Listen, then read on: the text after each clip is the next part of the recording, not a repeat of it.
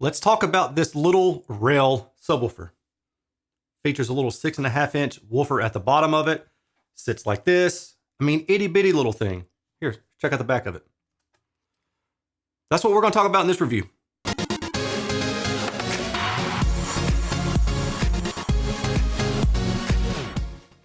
Here's a video and some of the specs. It is a sealed enclosure downfiring driver, which you just saw. Features a 6.5-inch aluminum cone woofer. -6 dB point is spec'd at 37 Hertz. We'll see. Features high-level Nutrix speak on, which is their kind of claim to fame, if you will. And then low-level RCA and an LFE RCA input.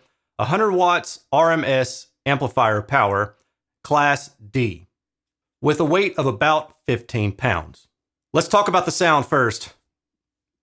It's not really a subwoofer, and in this class of subwoofers, can you really call many of them subwoofers? Subwoofers of this size, they don't get low like a 10 or a 12 or a 15 unless it's a really remarkable case. This subwoofer is basically a mid-bass module. So what I would recommend it for is if you live, number one, in a small room, but number two, if you don't need or don't necessarily desire output down into the 30 Hertz region. If you're just looking for something to fill that thump of a gap in that 40 to 80 Hertz region, or maybe 40 to 100 Hertz region with some smaller bookshelf speakers, then this would probably fit that mold. And at the retail price of about $500, it'll do the job. Now, are there better subwoofers for the job? Yeah, for sure. Are they larger? Yeah. Do they cost more? Sometimes. So what you're getting in this case really is just a 6.5-inch mid-bass subwoofer that covers the ground from about 40 to 100 Hertz for most setups, if that's what you're looking for. If you just need some extra punch and you're not looking for bone-rattling bass. However, even that nice thump is limited in output. And that's why I'm going to use data to relay to you what you can reasonably expect in terms of output.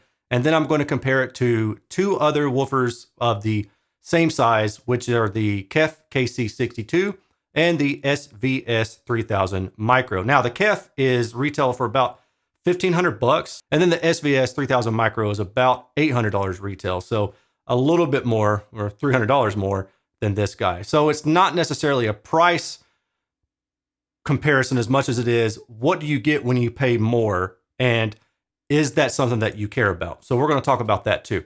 But first of all, let's look at the frequency response of the REL T0 MK3.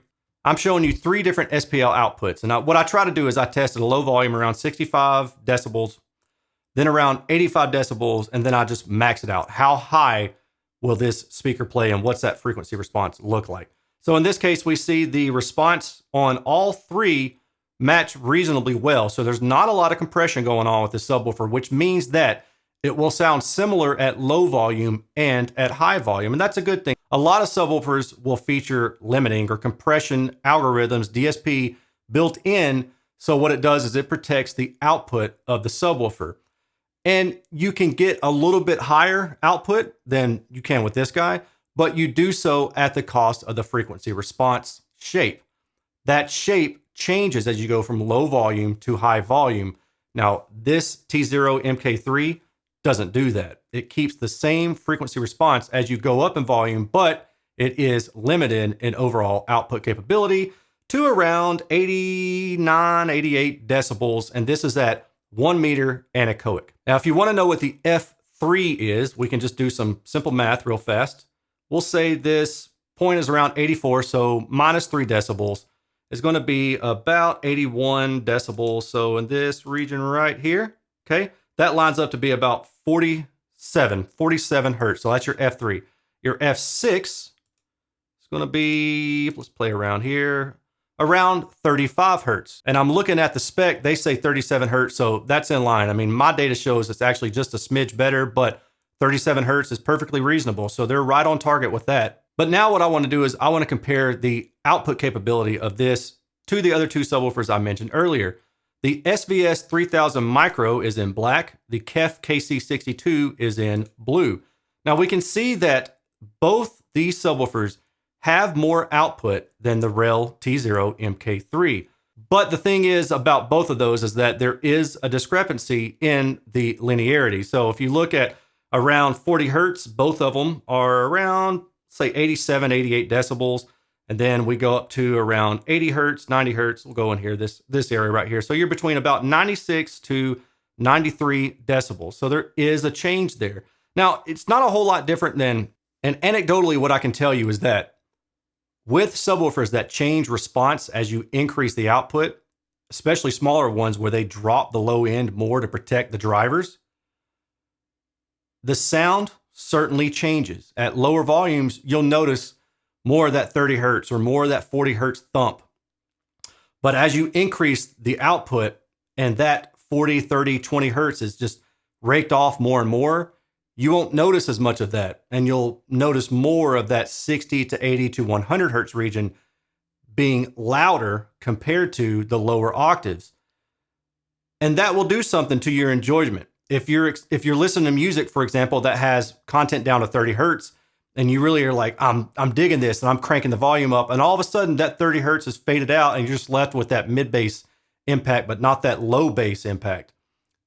That's the driving difference in my personal enjoyment. So for that reason, I actually would think, personally speaking, that in terms of dynamic range, dynamics, that you might like the REL more because the low frequency content sounds the same at lower volume and at its higher volume. However, its higher volume just doesn't get as loud as other subwoofers. One thing I see people talk about a lot is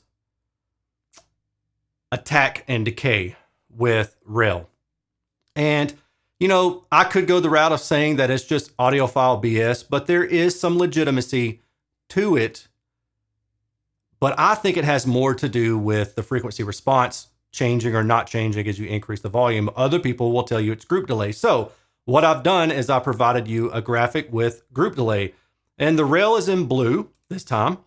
And we can see that it's relatively flat, relatively flat. Sorry, bad pun. At about maybe 15 milliseconds or so throughout most of the band, around maybe say 60 hertz and below. And then it starts to trail down a little bit more as you go higher in frequency. The KEF KC62 tracks actually lower than the others until it gets to around 40 hertz or so, and then it starts to ramp up. Now that's because it's using DSP, and the DSP increases that group delay at those lower octaves. And then the SVS micro, kind of the same story there, but it really switches gears around that 50 to 60 hertz region and through this area. So it sags down and then flattens out. Now, in my experience, group delay as a metric on its own isn't necessarily telling, but as you probably heard me talk about in my other subwoofer videos, I pay attention to group delay near the crossover region, because if there's a strong shift in group delay in that crossover region, in my personal experience, it's a little bit harder to phase align, not time align, but phase align the subwoofer to your mains. So what I'm going to do is I'm going to focus on a specific area. I'm going to zoom in right here. And we're going to say, typically you're going to cross subwoofers over about 80 hertz, okay? And I want to look, is there a significant shift between 60 to 80 hertz? Because I kind of want like a little bit of an octave coverage there, not a full octave, but like maybe a third of an octave coverage there. And that's what we see here. On the SVS, you've got a dip of about, what is that? About 18 or so milliseconds down to about 10 milliseconds. So there's an 8 millisecond gap over a third of an octave. Whereas the KEF and the REL, neither one of those have that. But the REL does actually have higher group delay in that region. Now, does that necessarily mean anything? If the group delay is constant and you're worried about timing, as long as you have some way to make up for time delay, or you can physically place the subwoofers at a distance where that time delay syncs up, then it's not a big deal if it's constant. But like I said earlier, if it's shifting through the crossover region where I plan to cross, that makes me pay more attention. And in this case, neither the REL nor the KEF do that, but the SVS does. For all of my subwoofer testing, I do CEA 2010A measurements, which is an industry standard for giving us an idea of how much clean output a subwoofer will have at varying frequencies. And the clean output is noted by how much harmonic distortion is there. Does it exceed a certain threshold that is allowable? And if it does, then it fails that test. The value that you had just before is now the maximum SPL for that CEA testing. What I've got here is a table of the results for the REL, the KEF, and the SVS. And you can see that the REL actually failed the test at 20 hertz. That means that either the fundamental or the harmonic was not clean enough at 20 hertz for it to pass the CEA 2010A test. So in other words, 20 hertz was just not a good clean signal out of this subwoofer. Now, if I step up to 25 hertz, it did pass, but it's about 10 decibels lower than the SVS and about 14 or so decibels lower than the KEF. Now, I've also given this to us in graphic form, so let's just look at that. And that's what we have here. The REL is in gray, the KEF is in orange, and the SVS is in blue. Now, the REL actually maintains a pretty standard profile of a sealed subwoofer with no significant DSP that I can tell to alter or boost the output capability of it. So going back, both the SVS and the KEF passed at 20 hertz, nothing for the REL. Now at 25 hertz, we're about 14 to 10 decibels lower than the other two. And then that trend kind of continues throughout. The SVS really kicks up and takes over. It has a lot more higher mid-bass output than the REL. And they're kind of close to the same size. So in terms of just actual output capability, well, the SVS is going to win. The KEF does better on the lowest frequencies. So if you're wanting to spend the extra money and you're wanting that low output, the KEF is the way to go. The SVS, although it does have higher SPL per this testing, it does have that little bit of a group delay, that 8 milliseconds switch over between 60 to 80 hertz that stood out to me. Now, whether or not that's an issue for you, man, I can't tell you. But to me, that makes me think, that might be a little bit harder to integrate with mains or bookshelf speakers. And then the REL, it's kind of what we expected. It's limited in output, doesn't have a whole lot, but its linearity is good. And its response is pretty much along the lines of what you would expect for a 6.5-inch sealed subwoofer. So that does it for the data. And kind of just to rewrap, my subjective thoughts on listening to the subwoofer is, obviously it's limited in output. It's more of a mid-bass subwoofer than a true subwoofer. It doesn't really get below 30 hertz in the room.